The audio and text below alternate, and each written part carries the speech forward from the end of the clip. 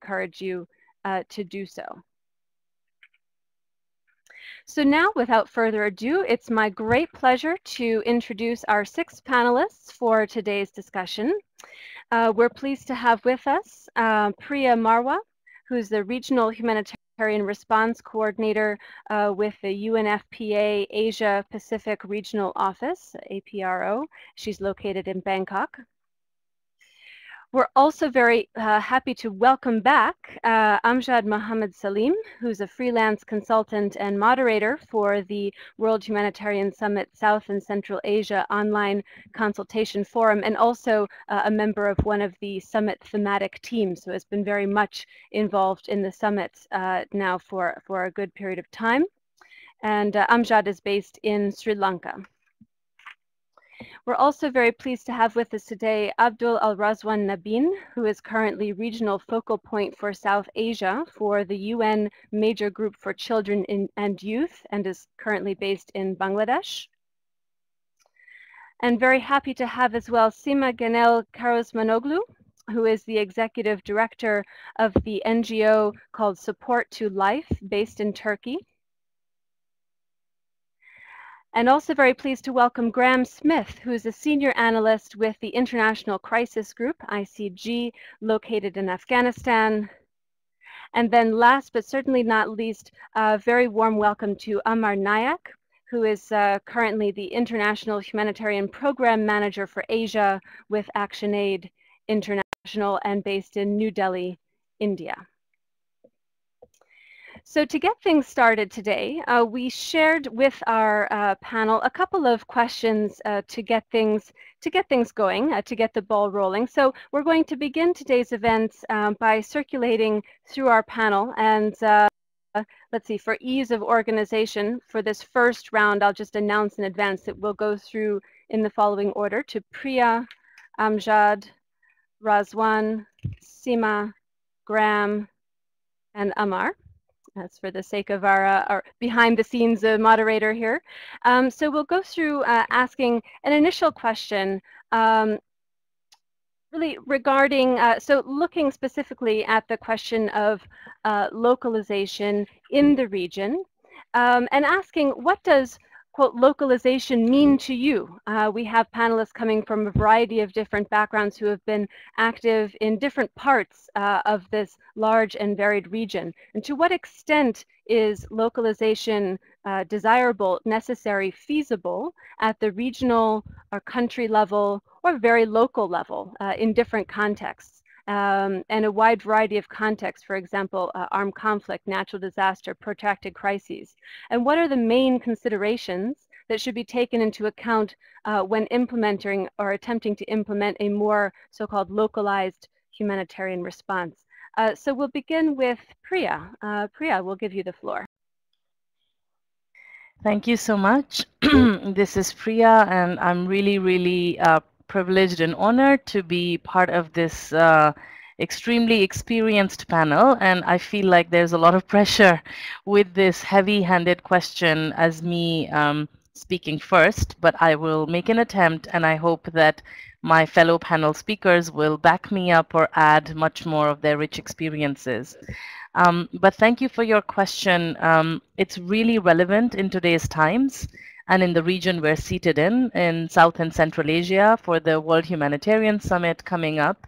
And I really, when I was looking through the question and unpacking it for my own self to come back with some response, I really felt like in today's day and age, localization is inevitable. We have no, we have no excuse. We have to ensure that our humanitarian responses, contexts, or strategies are not a one-size-fits-all approach, that they really try to contextualize, and not just at the national level, but at the grassroots level as best as possible. I've been following the South and Central Asia online consultations because as UNFPA, we were also moderating one of the questions, and it's been really so rich in trying to collate all of these varied feedback coming from people from all over.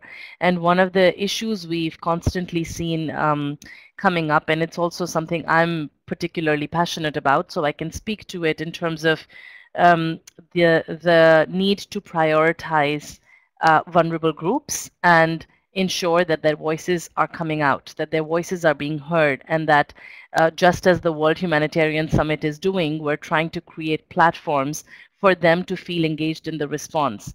I was recently in Nepal assisting with the earthquake response, and I think it was alarming to see how local affected communities, even though they were so badly affected with, they were displaced, they had lost family members, they were so resilient and wanted to be involved in the response.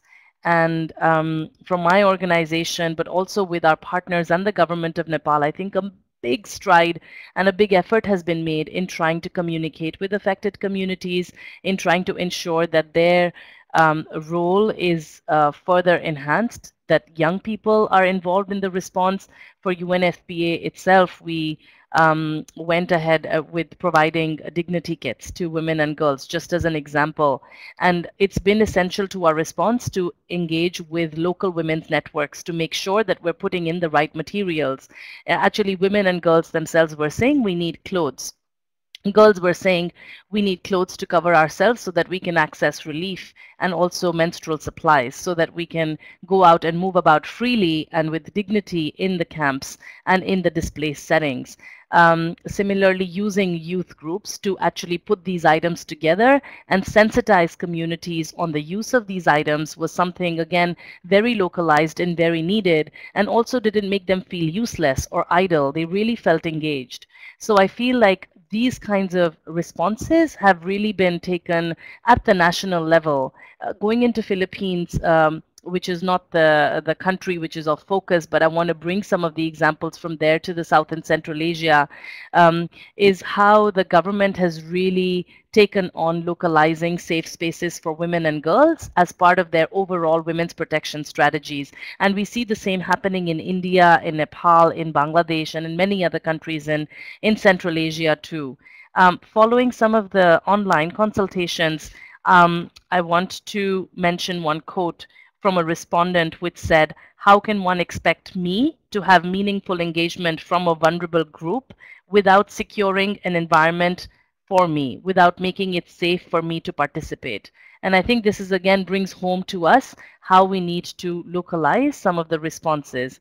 One aspect I think I want to bring up is preparedness and how it can be the bridge between development and humanitarian, and something that the World Humanitarian Summit is also aspiring to do is how we need to engage and educate our communities before a disaster strikes or before a crisis hits, so that they can be much more prepared next time around and they can do things better. And with that, I just want to say one quote that came out from the online consultation, which said, "Luck favors the prepared," which means we need to get involved not at the national level only, but at the grassroots level, and really bringing forth the voices of communities, looking at it from the lens of vulnerable groups such as women and young people, especially young girls, and having their needs trying to be addressed through our humanitarian responses. The last thing I want to say is a balance we need to strike between what is localized versus also the international standards we have to adhere to.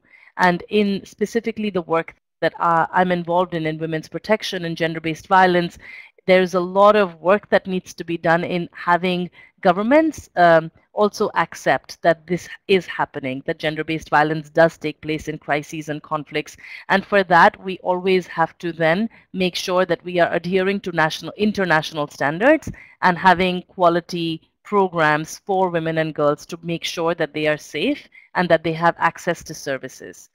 With that, I'll stop because I think I've gone over my few minutes, but I'll hope to come back to some of the questions later. Wonderful. Thank you, Priya. That was a great way to get us started. And thanks so much for offering some important overarching points, but also right away getting into some specific examples. That's always very welcome, and I really appreciate that. Now we're moving to Amjad. Amjad, you have the floor. Narit, for that, and thanks, Priya, for kicking us off. I basically wanted to start with a quote from something the president of the Methodist Church told me in 2006 in Sri Lanka when we had an outbreak of violence. We had 50,000 people who fled from the scene of the violence, and he said something very pertinent. He said that, Amjad, you know, you NGOs, the moment there's a sign of security problems, you guys leave. But you know, we as members of the church or local civil society, we remain. So I think that's very pertinent to this kind of discussion on sort of the need for localization or how desirable it is. And we've seen this, you know, even during the tsunami in Sri Lanka, the first responders were local civil society, local faith organizations who really did the bulk of the work, and then you know the international community came on afterwards. So I think it's important that you know we recognize that this is inevitable, as Priya says, and I think it's much needed. It's a value addition to the work. Now, of course, when it comes to sort of the different contexts in terms of armed conflicts or natural disasters or protracted crisis, I think each one of them have specific demands on how local actors can respond. I mean, if we look at the end of the conflict in Sri Lanka, you know, the government took a very strong attempt in responding and didn't leave space for local actors, apart from a few local actors who basically the government favored. So, you know, having local actors can maybe, you know, it has its pros and cons on this. Some of the things that came out of the online discussions for South and Central Asia was that, you know, localized responses could really overcome this trust deficit that often exists within humanitarian with the humanitarian community. There could be this bridge, but there is an issue that we need to be aware of when we look at localized responses, and that is that we need to be aware of the capacity of the local actors. How do we build that capacity, and how do we also ensure that we have human resources that remain? Because one of the challenges that often comes up is that, you know, the best people are taken away from the local actors to the international actors, and I think there's a feeling that if local actors need to respond, they need to be they need to have their own human resources there. The concept of information sharing and that is also another important thing, that local actors can be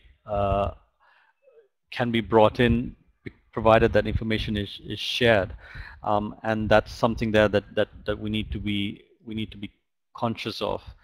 And probably the last thing before I know my few minutes are up is that we perhaps need to widen what our definitions and understanding of localized responses. I mean, increasingly, even in places like Sri Lanka, but I'm sure this is mirrored everywhere else, that we see the role of private sector coming in now. What is their role in this? You know, I know other discussions of in the WHS have talked about the role of the military. People have raised issues of schools, universities, particularly in disaster preparedness. If advocacy is done to prepare communities, then, you know, you have a much better opportunity for a response. So I think we perhaps need to define who the local actors are, and then this will probably help us to then widen that scope and of what a localized response could be. I'm going to leave it there because I know that others have to speak as well. Thanks. Great, thank you, Amjad. And leaving us with, I think, a really critical question, if we're talking about localizing or localized response, the need to really define who a local actor is, what a local actor is. Thank you for that. And now moving to Razwan. Razwan, you have the floor. Well, I'm really excited to be here in this conversation, and I'm really happy to bring youth perspective here.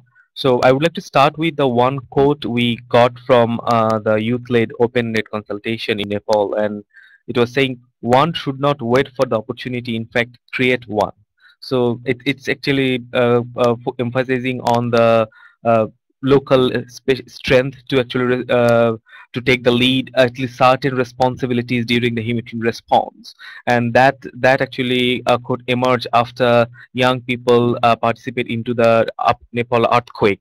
And having on that note, I would like to inform you all, like we organized some consultations prior to the South and Central Asia of regional consultation, which is led by the young people, and it just came out of these consultation, like young people believe that uh, the power of the local people can also help all the to help to solve the humanitarian crisis in certain extents, and young people believe the learning opportunities through different methods which is fit for the local actor can enhance the preparedness.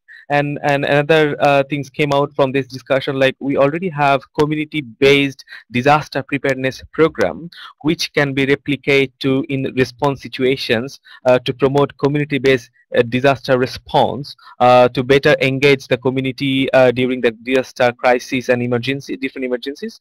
And one thing is really crucial here: the motivation of the local people and the confidence of the local people to be a part of the humanitarian systems. And we young people think the investment is required in this regard to motivate people to be a part, local actors to be a part of it, and to make them confident to take that certain responsibilities.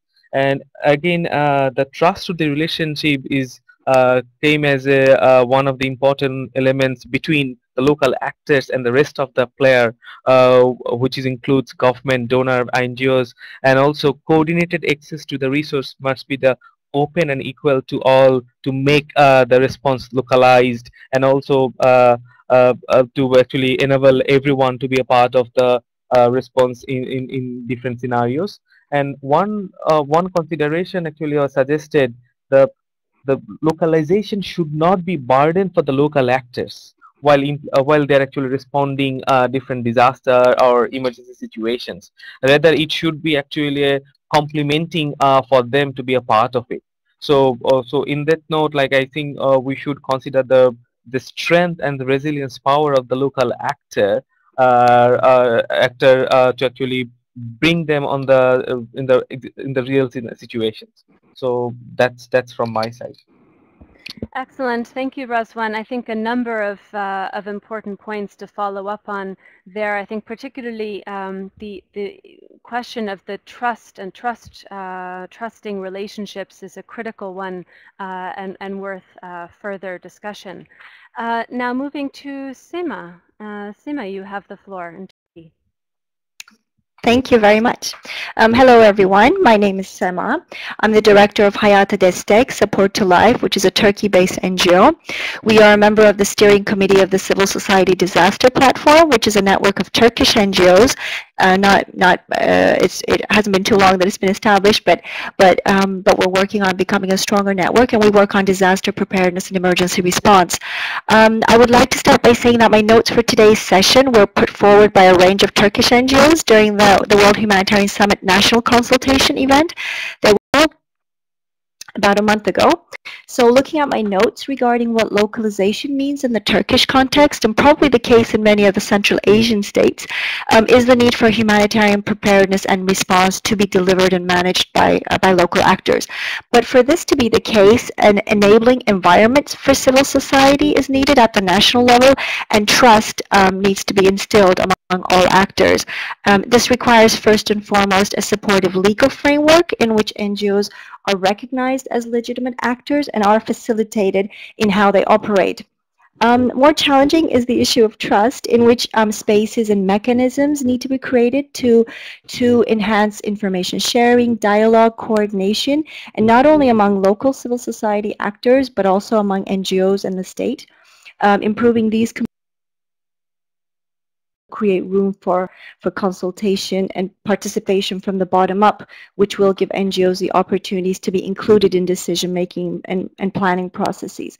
One final comment is the need for all actors, both NGOs and national governments, to set up accountability frameworks for preparedness and response, in which they are clear on the intended impacts they want to create and how they want to achieve it, because localization also encompasses shortening the distance between at-risk or affected communities and the assistance coming in, eventually leading to higher effectiveness, which is the ultimate goal.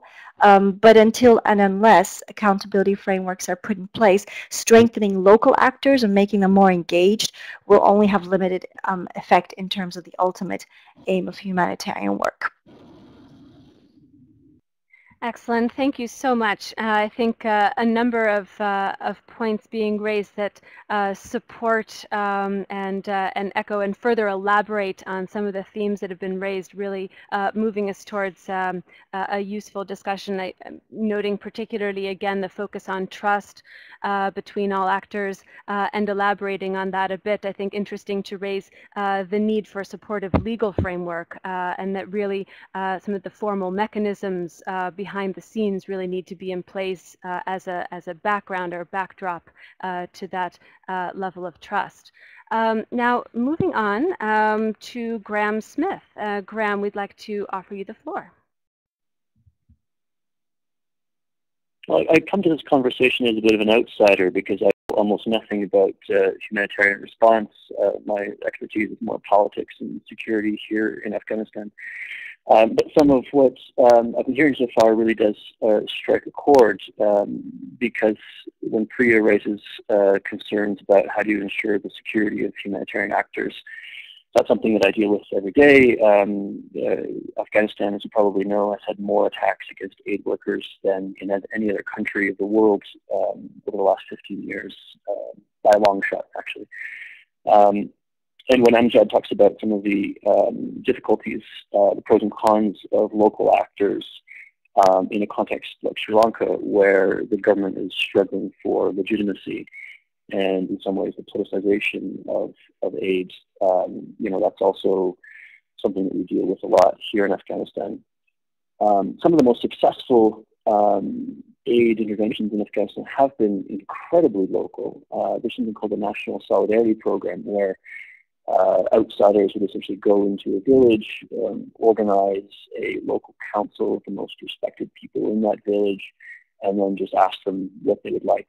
And once the people in the village had decided what they need, the local council would be involved in implementing. So both deciding the direction and deciding on implementation.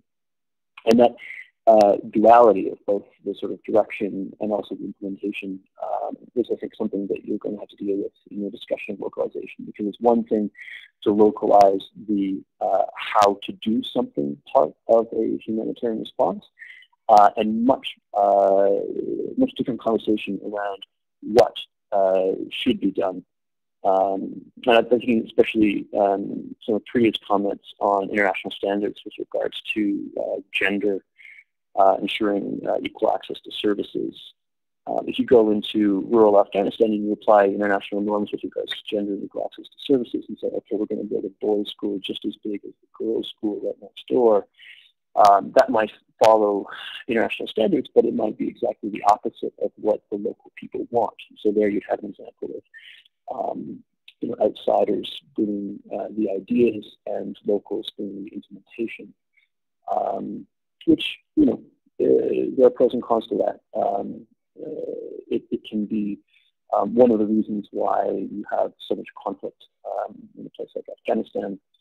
Probably in a context like Sri Lanka, the government has very different ideas about what should happen than some of the local people in the north, for example. So those are some of the ideas that came up as I was listening to other speakers. That's great. Thank you, Graham. And it's actually quite valuable, I think, for any discussion to have a bit of an outsider's perspective. So we're really pleased that you could join us for the discussion today. Now moving to Amar, you have the floor. Thanks, Lang, and thanks PHP and the participants. Greetings from Delhi. From the localization, the idea of localization comes from the decisions must be taken at the place where the response happens.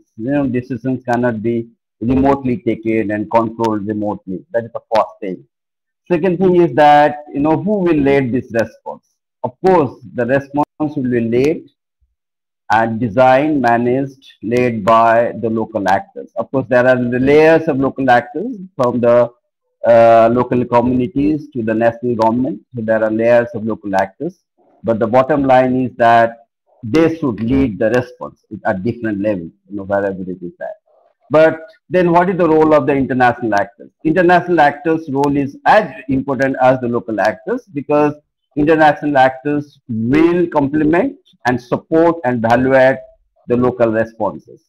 So their response is not to lead, but to bring in new thoughts, new ideas, ensure international standards, as my fellow participants says, and see that the key issues of marginalization, which actually comes to the fore during the disaster, is not actually further marginalize the disaster affected communities. So they are mostly as a supporter and uh, and the cheerleaders of the local actors. Yes.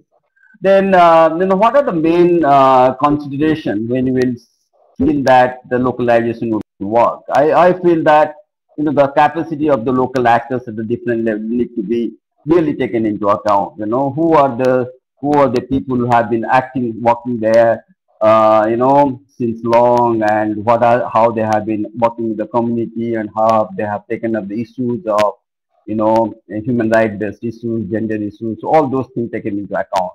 Second is, I will definitely advocate and co-actionate. We passionately believe in that the local leadership should be in the hands of women.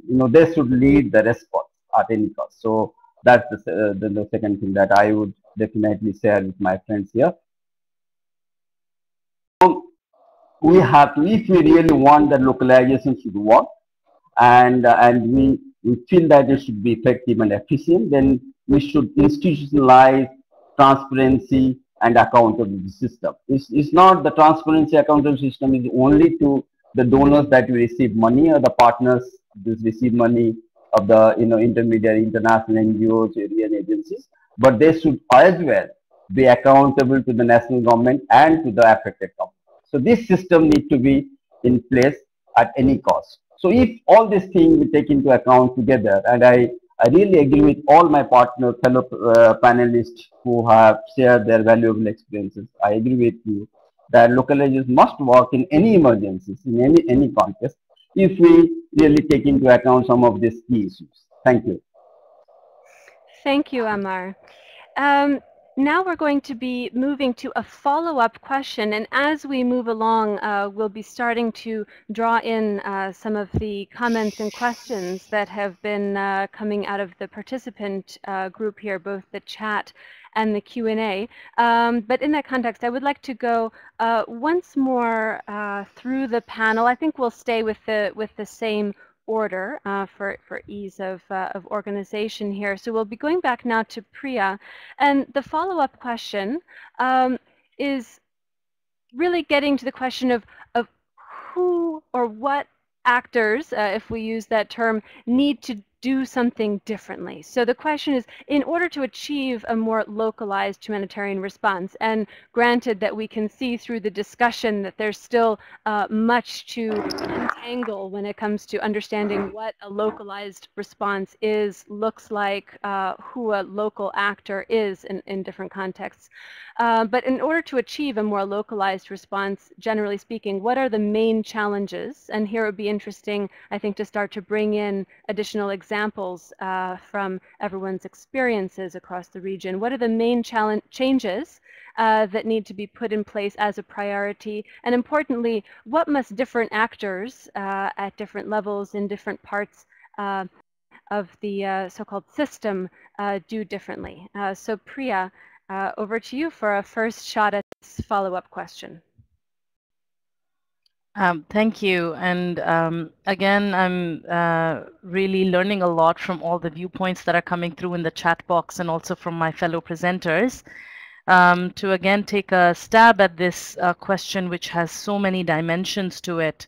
But from my very skewed perspective, again, I think something that must change, or we have to take more and more into account, is how we need to start viewing the affected populations or affected communities not just as victims of a disaster or a crisis or a conflict, but we really need to start looking at them as agents of change, as community leaders, as people we can try to engage in the responses and try to really provide platforms for them to ensure their voices are heard, their needs are looked into, and an appropriate, and I think one of my presenters earlier was saying how localization is, of course, once we know and we are sure that national actors are leading the response, international actors are providing the capacity, the strategies, the ideas.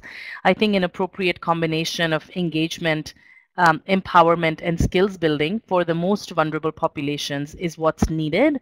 And that should be a priority for all of us responders, not only in the response phase, but like I said earlier on, in the preparedness phase, because, or much earlier on, even in our early warning systems, so that we can actually try to have them be better prepared for whatever consequences are up to speed. In terms of some of the challenges that I see, I think in conflict affected areas, it's a little bit more challenging. And I'd like to say this: when following one of the online consultations for the South and Central Asia region, one of the people had written that it's not very easy to access certain groups, vulnerable groups, when we want to try and talk to them, and we want to try and ask them what needs we need to have addressed specifically for women and girls. And in many conflict affected areas, it's the men that we need to engage with first, the husbands, the community leaders, the faith-based organizations. We need to engage with them first to ensure that they will then in turn be advocates and be willing to actually have us access and talk to their families, their daughters, their wives, their sisters. And local responses like this and local understanding of the situation like this is really important, because how else do we ensure that vulnerable groups come forward when we know that there is a barrier, and we have to first encounter those barriers before we even start addressing those needs. So I think understanding very specifically the issues and context of a particular country, or specifically facing conflict or complex emergencies, those kinds of issues are really important for us to first address, to look at those strategies, to see how we can first include them in our response, and then try to have platforms for those who need their voices addressed. So I'll stop at that, and then I'll come in later as discussion continues. Okay, perfect. Thanks, Priya. Now we'll move to Amjad. And Amjad, actually, there are a couple of questions that have come in specifically in response to your initial remarks. So I'd like to pose these to you now, if you don't mind. So first, we had a question from Jamila. She's asking, Amjad, in your experience, is it more challenging for local organizations to obtain acceptance of international organizations, for example, by governments, particularly in your experience in conflict situations? So to repeat, in your experience, Amjad, and particularly drawing on any experience in conflict situations, is it more challenging for local organizations to get acceptance of international organizations?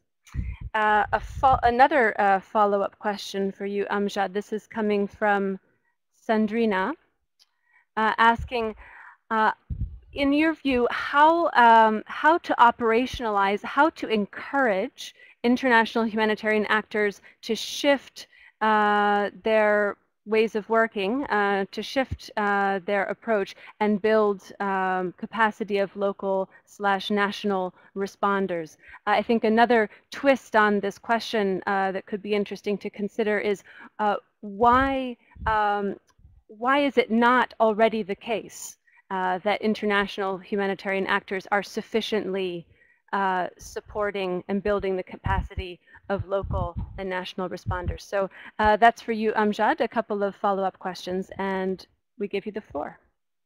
All right, thank you. So in response to kind of Jamila's question, I think one of the challenges that we have, I think this is predominantly we've seen this in the conflict, but of course in other responses, that international agencies often choose to work with local partners who, to some extent, if you look at them, operate very much like international agencies. So, they do have the capacity, they do have the knowledge, the skills, and often they are manned by who've worked in international community. So we're very much comfortable in speaking to people of our own kind of, who speak out the same language. Where we have difficulty is speaking to people who actually do not speak the same language, do not even understand what we mean by log frames and impact assessments and things like that, but are just really wanting to work at the grassroots. And in particular, we have very strong problems in working, particularly with faith-based organizations who often are the first responders. So I think there are challenges for local organizations in terms of acceptance, and this is often because the donors themselves have special requirements that need to be met by the international agencies. So I think one of the things that we need to do is to really kind of iron out who these local actors are, and how their capacity can be built, and how they can be brought into the equation. I mean, I think this is definitely the challenge, and they can definitely also have indigenous knowledge that they can bring to the table, that we as in the international community can also benefit from. How we can shift the approach and build the capacity of local responders, to be honest, if the donors build that requirement in, I think international agencies will respond better. Unfortunately, I'm sorry to say this, but I think it's almost a case if we're forced to actually do it, we will do it. And it's that simple, because if you have to build the capacity of local people, and if you're kind of mandated to do it because your funding insists on it, then you will do it. So I think I strongly believe that the first response has to come from the donors, and then of course, there is sort of the international agencies themselves having this as part of that sustainability, that we have to engage with them on this. Why is it not already the case? I'm not sure. I think it's mainly because we haven't really, the complexity of emergencies has only become apparent over the last 10 years, and we're really kind of shifting.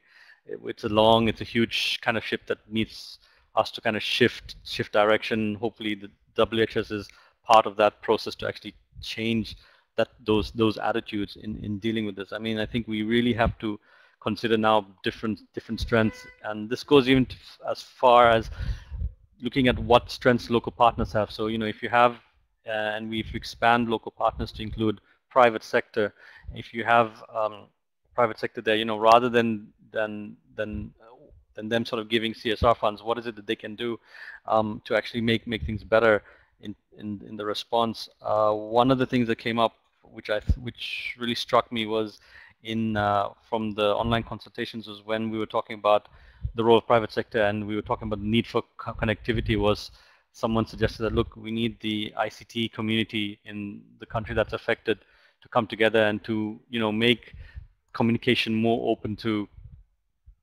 people, so that they can actually mobile phone networks need to be made more accessible, and then there needs to be a tariff brought down so that people can communicate more. So I think that this is where we need to kind of shift the emphasis and the thinking. So from my perspective, I think if we can shift that emphasis from that's predominantly donor-led, because I think that's where the first shift has to come, to actually then looking at how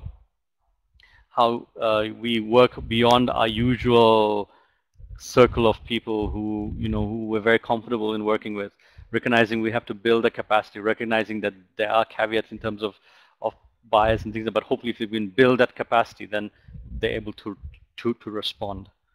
Thanks, Anand. Great, thank you. And just a quick apology. I see I actually misread the first question I posed to you, but I believe that you answered it appropriately anyway. It was meant to be local organizations compared with international organizations in terms of gaining acceptance. But I believe you answered the correct question all the same, which is excellent.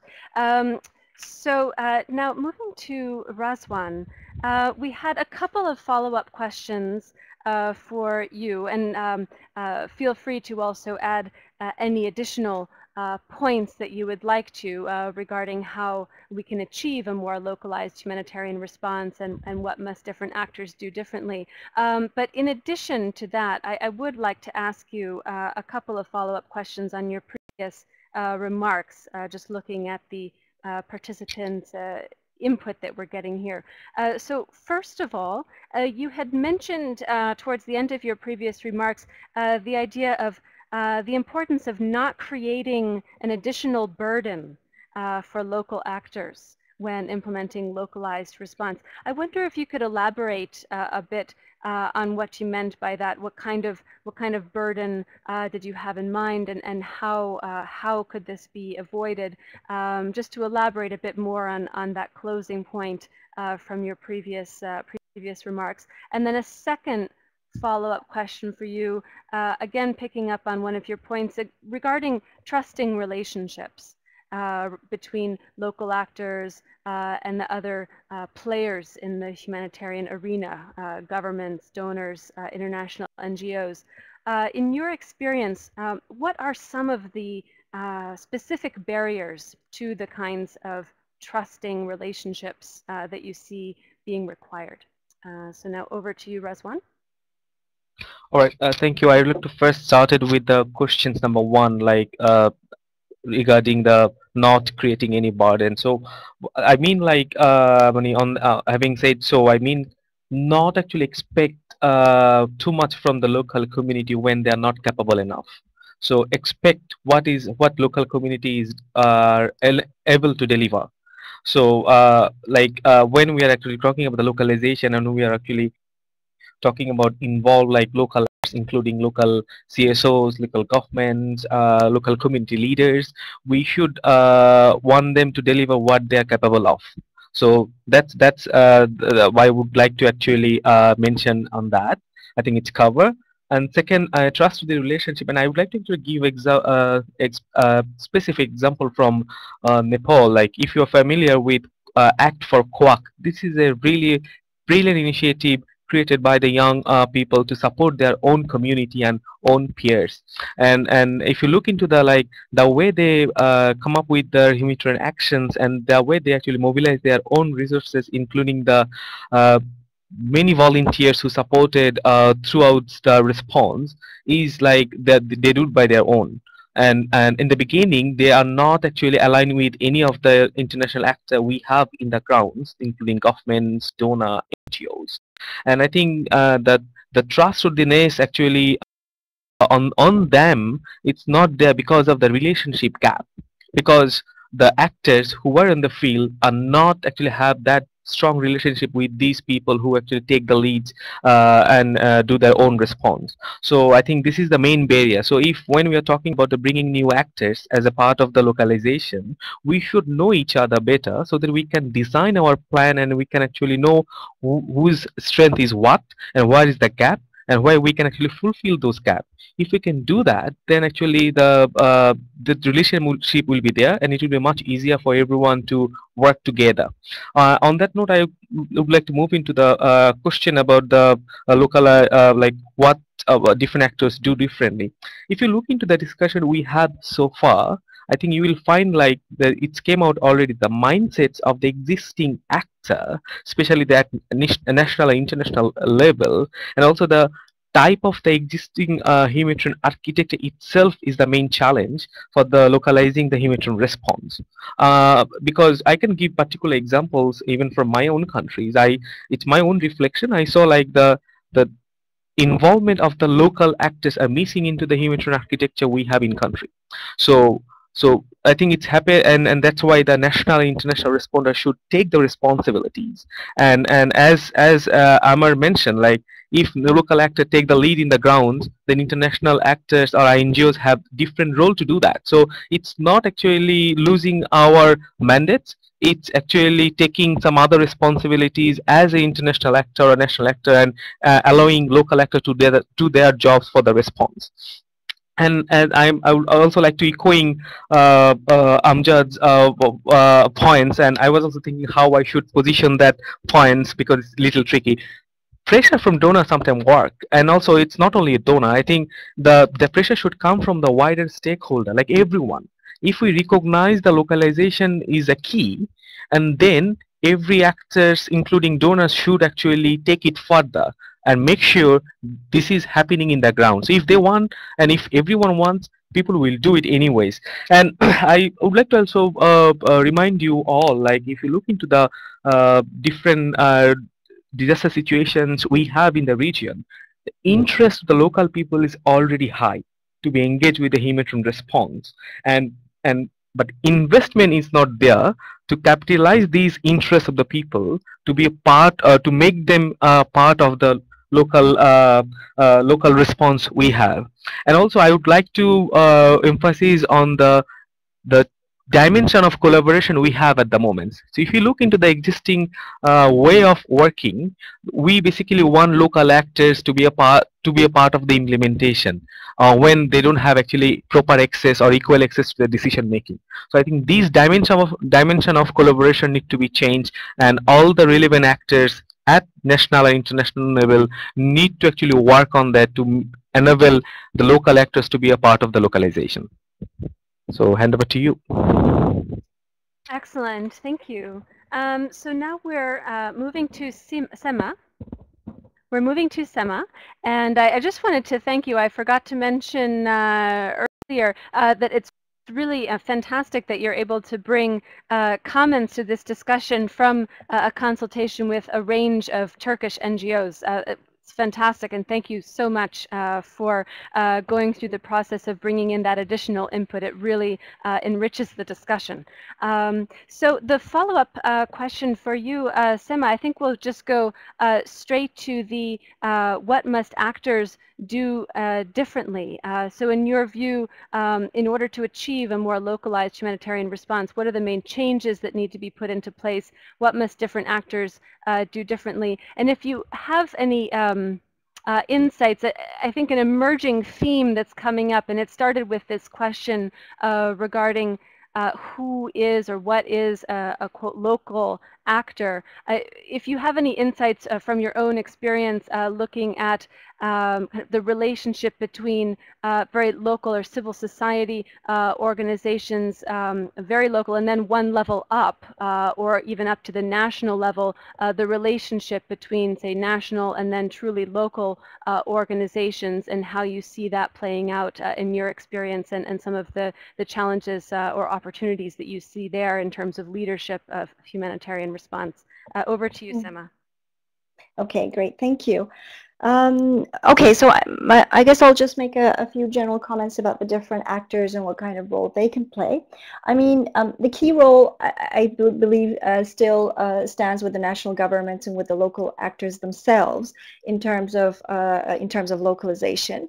But of course, the change can be supported and facilitated by external agencies. I mean, the most obvious one is where international organizations and local actors come into direct contact. But instead of looking at one-off, short-term, quick impact, project-based collaboration, which is sometimes inevitable in an acute emergency, this is usually the way it starts. However, looking at turning that into a strategic partnership, because oftentimes between a local actor and an international organization, there is oftentimes a long-lasting. It never just ends with one short project, and it goes on for a longer term. It takes a number of years for the two organizations to work something out together. Oftentimes, so it's important to look at that strategically, because once you do that, then capacity sharing really becomes a reality, because the different actors involved have their different strengths, and they can bring different things to the different resources and skills to the partnership. So I think that's something important to focus on. But of course, to be able to do that, I know donors also need to rethink their policy regarding release of funds, because they also need to be okay with releasing longer term funding, because it's usually for a limited period of time. It goes up to 12 months at the most, which of course makes it easier when you go into the recovery phase, and when you're looking at longer term interventions. So it becomes more possible to look at strategic partnerships. But what's important here is actually to create the basis for this to happen. There are other grant mechanisms, other instruments that can be supportive. For example, the EU grants for democracy and human rights, I think, are very critical in terms of strengthening civil society in that particular country, instigating that environment for enhanced participation, inclusion, and joint action, which is ultimately, the basis for a strong and sustained localized action. So I think that also plays a role. So supporting humanitarian preparedness and response can also come from these other non-humanitarian actors and instruments. So I think it's interesting for donors to also maybe move those instruments in place to support overall. I guess with the UN agencies, there's a similar situation where there is potential for establishing strategic partnerships with local actors. And more specifically, for example, they can ensure that local actors are included in cluster coordinations, giving them the role of chairing or co-chairing a cluster lead, which in itself I think is an empowering process, and also helps including other local actors into the cluster system, for example.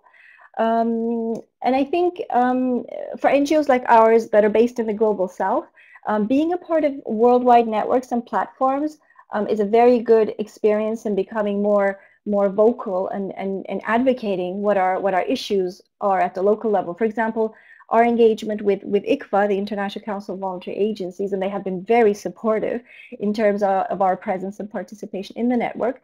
It has really helped us with networking with other actors out there, with the UN agencies, with international organizations, and making our voice heard and contributing to discussions on changes in the way that the humanitarian system currently functions.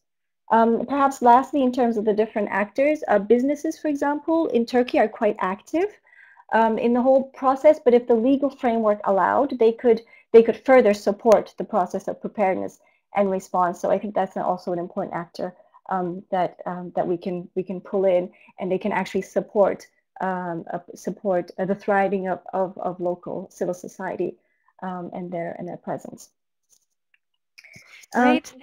Sorry, go ahead. No, yeah, go ahead. Just maybe in terms of the second part, you talked about what or who would be called a local actor. I mean, there's so many different local actors, and I think as we see a diversification of the humanitarian landscape and the actors, so we're seeing a lot of different actors working at different levels. I guess a local actor would be any organization or any initiative. It doesn't even have to be a formal organization, I believe, but anyone that has or is in direct contact with at-risk communities or with affected communities. And the important thing is finding a way of having them represented at one level higher, and involving them in discussions related to preparedness, in action related to preparedness and response.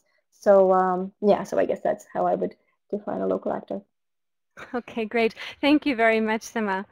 And now moving to Graham, what would be your response to this question of how, when attempting to achieve a more localized humanitarian response, what are the main changes that would need to be put in place as a priority? What must different actors do differently? Over to you, Graham. Well, I felt profound sympathy for Amjad when he talked about how local actors sometimes have difficulty learning how to speak log frame, I think is the way he put it, which is a beautiful phrase. Here in Afghanistan especially, where so much money has been dumped in by foreign donors so quickly, it is often very difficult for local actors to keep up with the jargon, with the lingo, with the confusing array of acronyms. And even frankly to make bids that are large enough. The U.S. government has announced one of its largest ever programs, dumping hundreds of millions of dollars into support for programs for women in Afghanistan as the foreign troops depart. But only very large organizations are able to bid on these grants because just of the sheer size of the thing. one of my dearest friends in Kandahar City, one of the most difficult parts of Afghanistan, an extremely violent place. He runs a girls' school. He needs about $50,000 a year to keep his program running. It's an excellent program that connects girls to North America via Skype and teaches them perfect fluent English. And they do various online courses.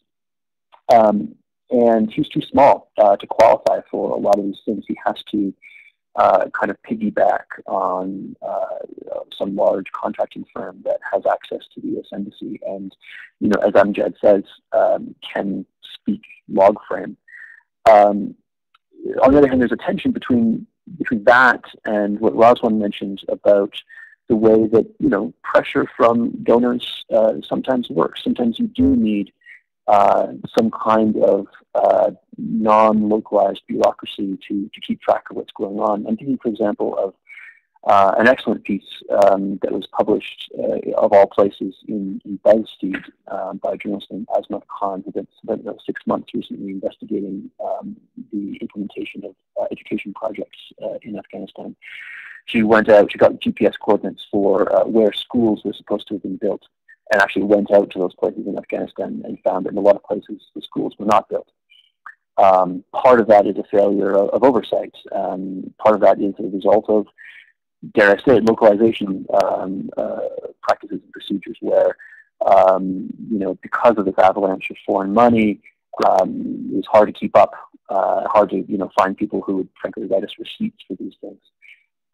And so some, local warlord started a fake NGO, which I have to say happened a lot in Afghanistan.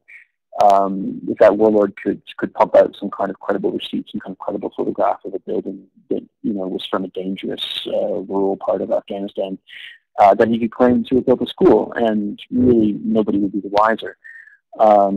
So on the one hand, you want to make decision-making more localized, make these grant-making systems and so forth much more flexible and more accommodating of people like my friend who runs a small girls' school. But on the other hand, you don't want to lose that accountability that comes with some kind of large international, relatively neutral actor. Fantastic. Thanks so much. A really important dilemma and expressed so well. It was very helpful for putting a sharp point on a part of the discussion today. And I'll be coming back to some of our other panelists to get their take on that tension. So now moving to Amar. So Amar, in your previous comments, you had been talking about different kinds of local actors, different levels or different aspects of a disaster response. You mentioned local communities, NGOs, both local and national governments, and the need for international responders to complement and value all of these efforts. And it struck me, and I can see from the comments that were coming in that it also struck others as a very complicated picture that you painted. And I wonder, in addition to responding to the second general question regarding what must different actors do differently, I wonder if you could elaborate a bit more on that complicated picture, and maybe specifically the question in a picture where we have so many different actors and so many different local actors, the question of leadership and what entity in a particular context can or should be in the lead when it comes to bringing together all of these different interests. And please do draw from your experience if possible. Over to you, Amar. Yes, yes. It is complicated, and it's not complicated. It is really complex as it appears when you go to the emergency response, like in Nepal or Philippines. Because if you in the region that we work, there are already very well diverse and well experienced national and local NGOs, and also the national government and local government. There are laws and policies that are in place in all these places to actually lead and respond to the disaster. So the first thing is you have to appreciate what is exactly available at that in the particular context. That is one. Second is that when we say that who will take the leadership, my take is that wherever the response happens, the decision should take place there. So if it is in a community that is going to receive the emergency response and relief and all these things, they should be the first person to be consulted. They should lead the response because they know the best in their own context. And likewise, if you go to the next level of national NGOs, regional NGOs, and those kind of, so their role actually differs.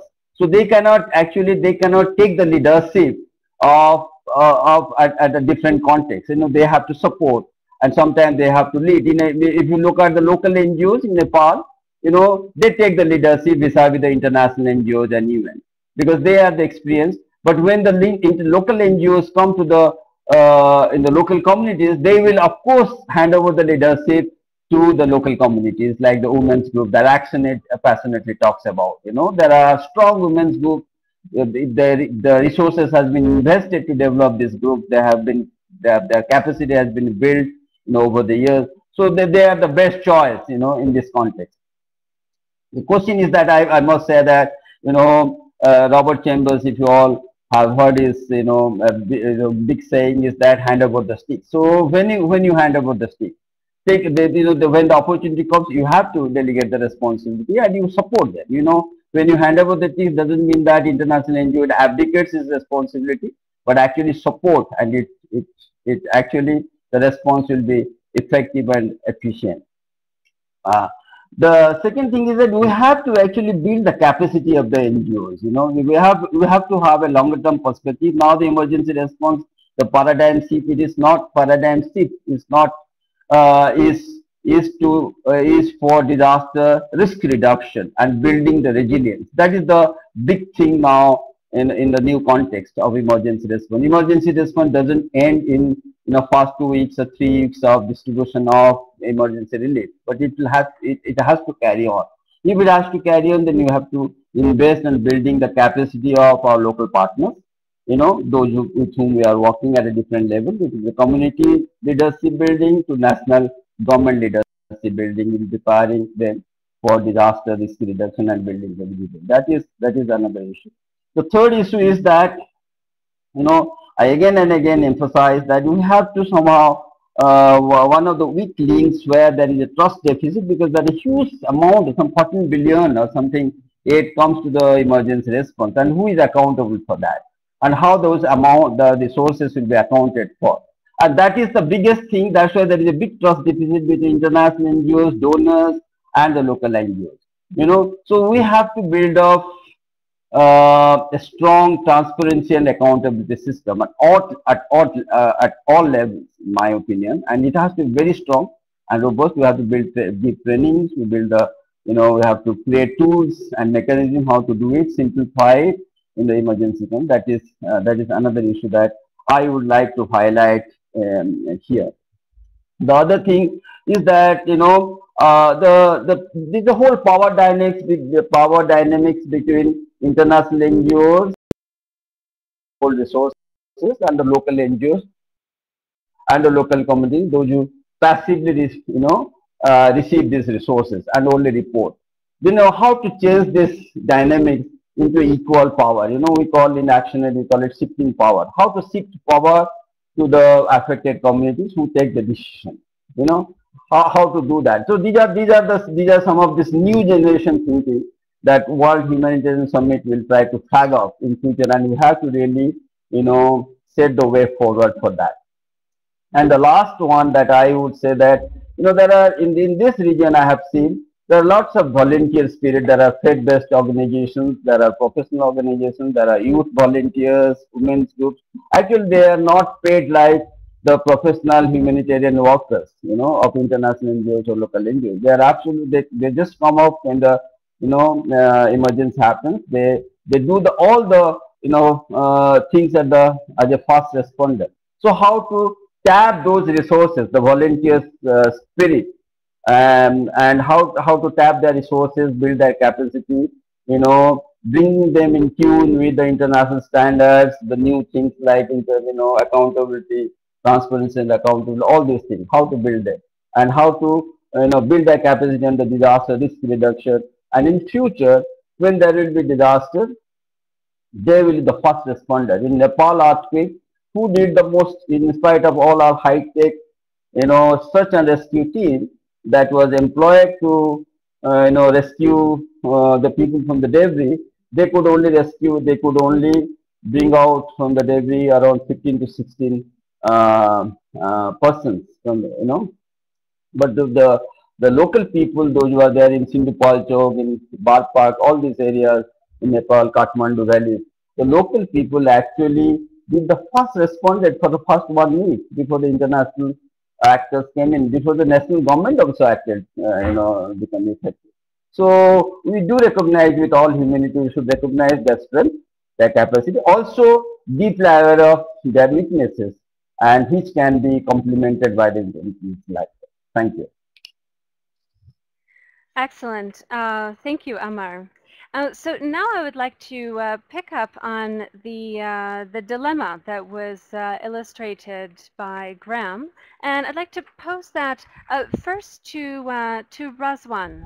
Razwan, would you be able to come on the line and reflect a bit from your own experience on this dilemma illustrated by Graham between the fact that really small and local works, and yet it can be very important to also have a higher level structure or accountability, or larger structure, to avoid some of the lack of implementation that Graham had witnessed, or even, if we can dare say, corruption in certain situations that may occur when that larger scale structure for accountability is not present.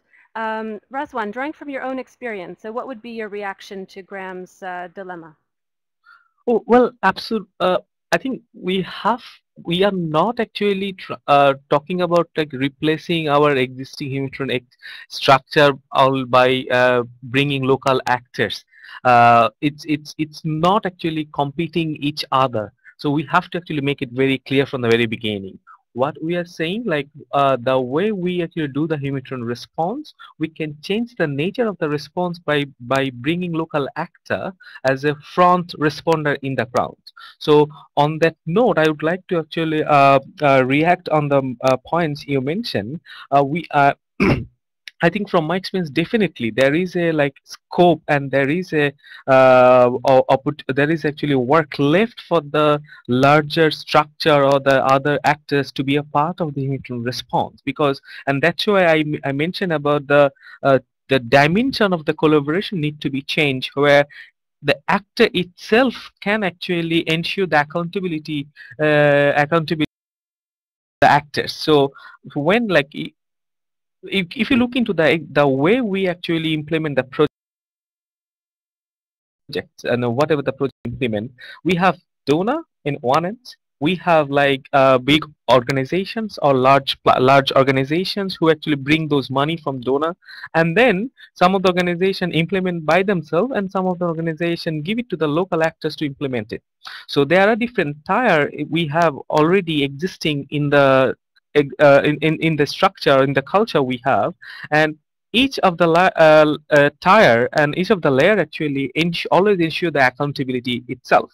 So definitely local, when we are saying like bringing the different local entities to be a part of the localizations, we are some actor is really necessary to be actually ensure accountability, and I think some actor also can play a role to actually bringing the voice of the affected populations into the accountability mechanism. So local actors cannot ensure all those accountability by alone. So they need support from the others, and that's why the dimension of collaboration need to be changed, and it need to be actually coordinated among the different actors we have.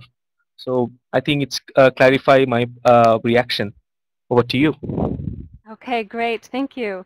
And now I would like to pose the same question to Priya. Priya, could you reflect a bit on this dilemma that was raised by Graham? Thanks.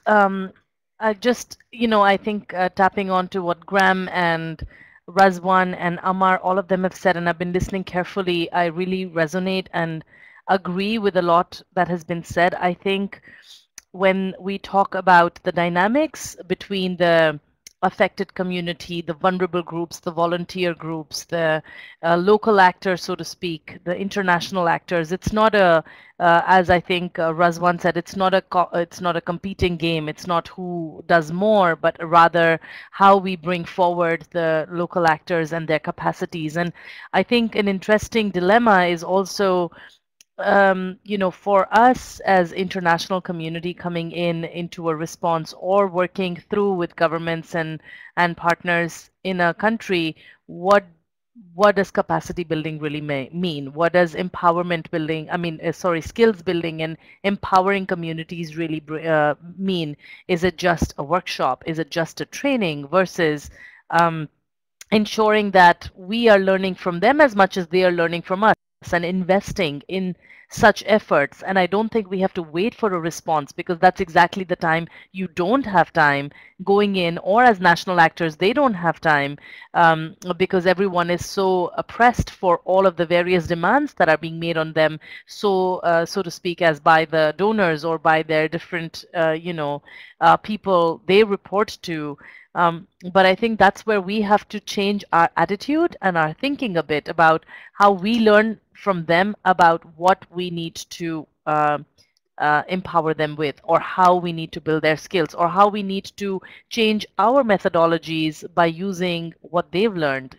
Some of the innovative solutions that are coming from the grassroots, from the ground, how do we include them in our programs or our strategies to be able to ensure that that dilemma or the gap is reduced. So I really think that a mindset shift is needed. I think we need to invest in capacities of local actors way before the response phase. And I think that's where it's important, but that's also where the money doesn't come in as easily.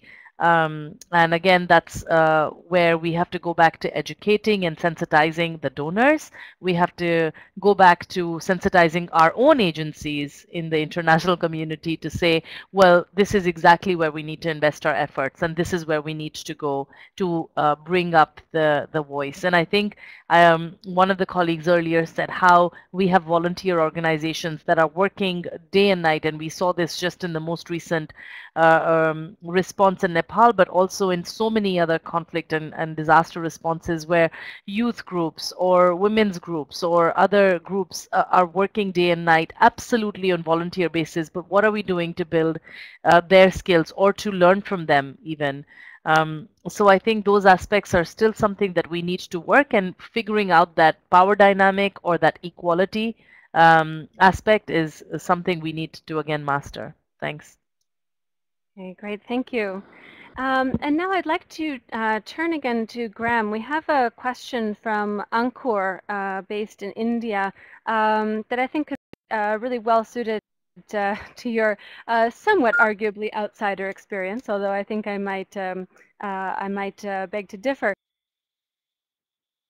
But this question is regarding the role of the media. Ankur is asking to what extent you see there's an important role for the media, whether international or local media, and communication in terms of highlighting what's been described as an inevitable shift towards localized response and preparedness, highlighting both the gaps and the challenges, and drawing, of course, from the dilemma that you raised, and other questions and challenges, dilemmas that others have brought into the discussion, but also the success stories where they exist. So what kind of role do you see or have you seen for the media, international and or local? Over to you, Graham.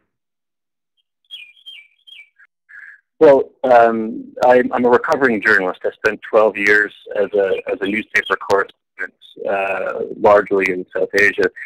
And so I can tell you that calling in the media is like kind of like calling in heavy artillery. You know, it's very effective sometimes, but can also get very messy. It can have a frankly distorting effect on humanitarian response. Was a journalist covering the response to the 2005 Pakistan earthquake, traveling around northern Pakistan. I was also a journalist covering the huge and devastating floods in Pakistan. And, you know, as probably many of you already know, earthquakes, pound for pound, get a lot more money than floods, partly because earthquakes are dramatic media stories. You can fly in, there's the quest to pull people alive out of the rubble, which make very dramatic stories. They're short and sharp and happen quickly, and they get a lot of donations. Partly for that reason, floods can kill just as many people or more people, but sort of in terms of the scale of the need, you know, the media get bored by floods. They happen very slowly. They're hard to cover. You have to hire a boat. Their television pictures aren't very good. And so, yeah, the media have a profoundly distorting effect sometimes. They're also obviously essential for getting the attention of donor governments and just individual people back home who click donate on various websites.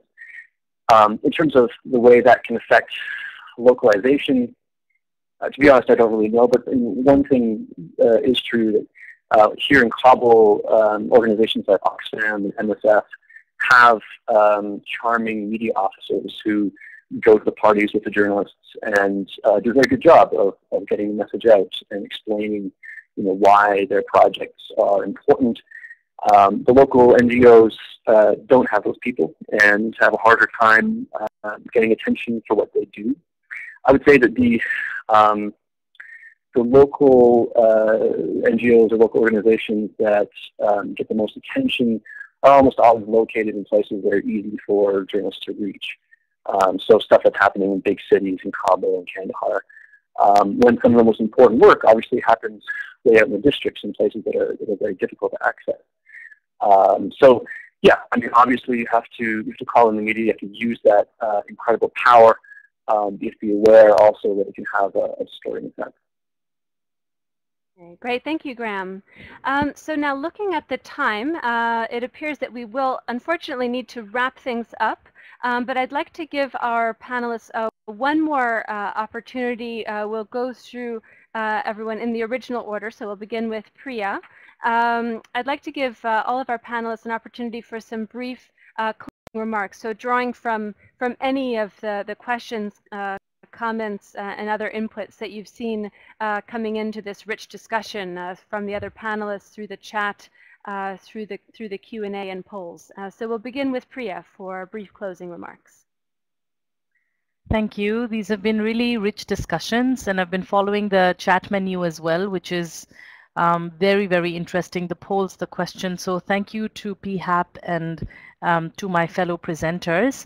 I think as closing remarks, I couldn't agree more with a lot that has already been said. I think we need to rethink our strategies in trying to localize humanitarian responses. We need to try to figure out two-way communication strategies in hearing their voices and also ensuring that they have access to the information.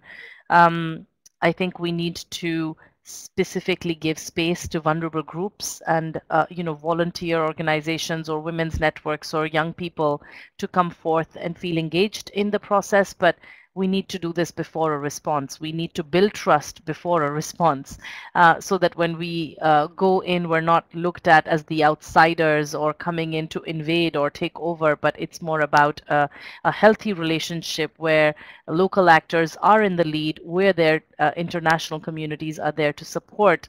And I think we cannot do that unless we change our mindset and not just look at affected communities as not just as affected or the victims, but also as people who have the power to give back and who can be the agents of change that we are looking for. However, I think investing in their capacities, building the skills, and like Graham said, till we don't really make them, till we don't understand their way of working, until we don't have them understand how the overall system works in general, we can't really attain localization to its fullest.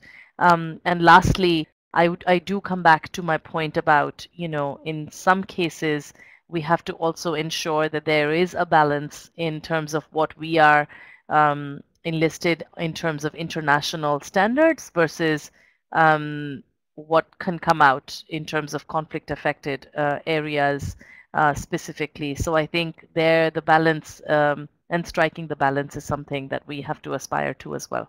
Thank you again for having me part of the panel. I've really, really learned a lot, and thanks again. Excellent. Thanks so much, Priya. It's been great having you with us. And now moving to Amjad for brief closing remarks. First of all, I want to thank everyone on the panel as well as the questions. There's really been a very vibrant discussion, and it's almost been hard to kind of keep up with the discussions on the side. But I think from my perspective, what I think is we need to, first of all, going back to what I've said earlier on, is basically explain and expand our understanding of who and what constitutes localized response. I think it's changed now, and I think we need to be cognizant of that. And it also means that they don't necessarily replace, but they deserve a seat at the table. And I think that's what we've been talking about, that localized actors deserve a seat at the table, because ultimately if we leave them to kind of do what they're doing, then often what happens is that they sometimes make things worse in their good intentions. So I think we need to definitely have them at the table, and this needs to be a mindset that changes from the donor, the people, the international agencies, and everyone else, that we need to understand that everyone needs to have a part in this. And perhaps, as I mentioned, perhaps in one of my responses on the questions, was that perhaps we need to maybe think about some sort of mechanism, some sort of standards that ingrain and inbuild this as part of the response. Lastly, I think there needs to be greater communication and information sharing so that best practices are done, and this also means south-south linkages on top of sort of north-south linkages. So I just want to thank everyone for their contributions, and it's been a great pleasure to kind of engage with you guys. Thanks. Great, thanks Amjad, and great to have you with us again. We look forward to next time. And now to Razwan, you have the floor for closing remarks. Well, I think this is the interesting one, and the issues we are talking about, the issues which deals with people's lives and suffering. So this is we always need to actually remind ourselves, because when we are talking about the localizations, it's not any specific body's job; it's everyone's job. So as a part of this system architecture, everyone need to actually take this responsibility, and we need to actually accept it, like localization is required, because to solve the to come up with some solutions of the crisis or disaster or emergencies we have. And concept is not new. Like if you look into the other like areas, especially the DRR area, like if you look into the community based approach they have, it is there. So we are not talking about something new, and we don't need to be afraid about it. So but it's new in the humanitarian sector, but we can learn from other sector and bring those learning to actually make sure things are happening right. And we can't waste time only discussing these issues again and again, because as I mentioned in the beginning, like it's all about saving people's lives. So we really actually need to come to the conclusions, and we need to jump into the actions to actually make things happen. And from the youth, like since I'm representing the young populations and young people, like one thing came very strongly. We young people want to be a part of the solutions, and we don't want us to be only considered as a affected populations.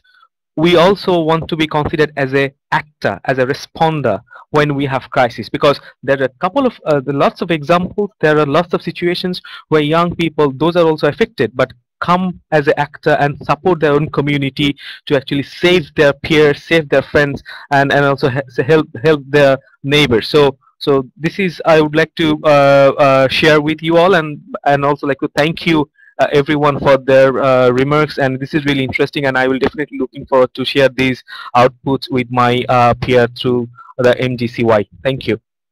Fantastic, and thank you, Razwan. Great to have you with us today. And now to Sema for closing remarks. Thank you.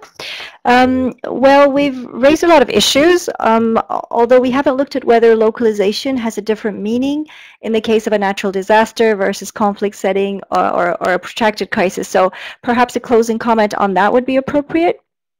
In general, I believe that it does not change, that irrespective of the crisis or the context, localization has pretty much the same meaning. However, what does become more critical in the situation of an armed conflict is the issue of protection, especially when it turns into a protracted crisis.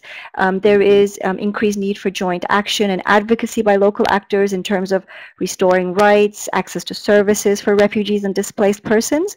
Therefore, in this context, it is even more critical for local actors to be strong enough to be able to shape or engage in durable solutions, including harmonization, social cohesion where relevant. So I just wanted to share that as a closing remark. And many thanks for having me on the panel. And it was great. Thanks.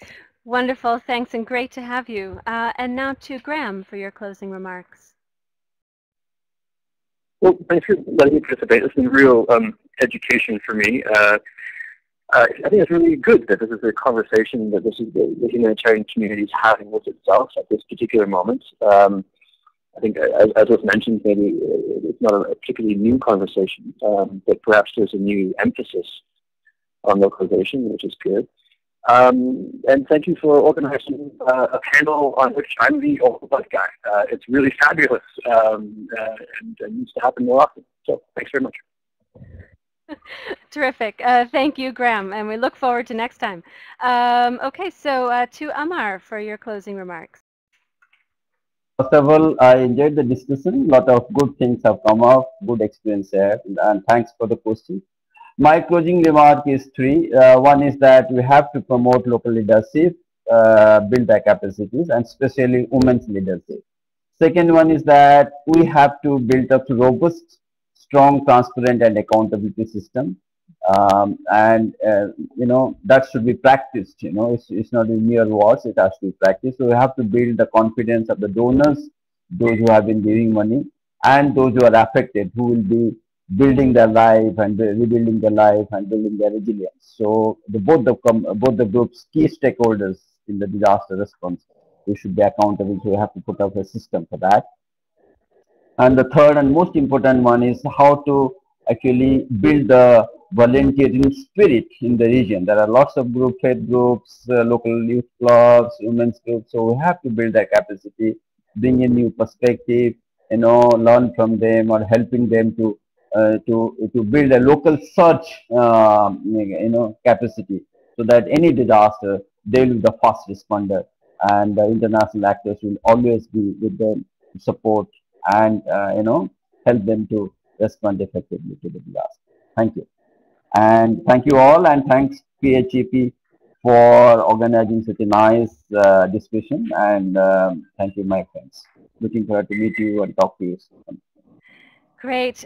Thank you, Amar. And one more very warm thank you to all 6 of our panelists, to Priya, Amjad, Razwan, Sema, Graham, and Amar. Thanks so much for being with us. Participants, new and old, such rich and active contributions to this discussion. Will be, as I mentioned in the beginning, drawing all of these inputs together into a report which will be submitted to the World Humanitarian Summit Secretariat for their ongoing work. So in closing, I'll mention that the recording as well as the report that we'll be producing will be available at the URL you see on the screen in front of you. The recording should be up there within the next few hours, and the report we'll see within the next few days or the next week or so. So do take a look at those, and we'll send a follow-up email to everyone in case you're interested in the recording, the report, and sharing those with any other colleagues. And with that, just a thank you to everyone who's been involved, and to note that you can read more about the World Humanitarian Summit and join the online consultations at www.worldhumanitariansummit.org, and continue the discussion on Twitter with hashtag ReshapeAid. You can also read more about us, PHAP, the International Association of Professionals in Humanitarian Assistance and Protection, at www.phap.org, and you can follow our other online consultations actively on Twitter by following PHAP Forum. So I'd like to close by thanking our colleagues in the World Humanitarian Summit Secretariat, who have been great partners and a pleasure to work with through this series over the past year, and we look forward to many more interesting events as we continue to approach the big events coming up this fall and then in the spring of next year. I'd also like to thank the Federal Foreign Office of Germany for their support in making this series possible, and then last but certainly not least, my colleagues here in PHAP, without whom this could not be possible, Marcus Forsberg for producing the whole summit event series for PHAP, and Saranjana Das for her invaluable assistance. So thanks to everyone, and we look forward to our next online meeting. Goodbye for now. Signing off from Geneva, this is Ann Herod Lang.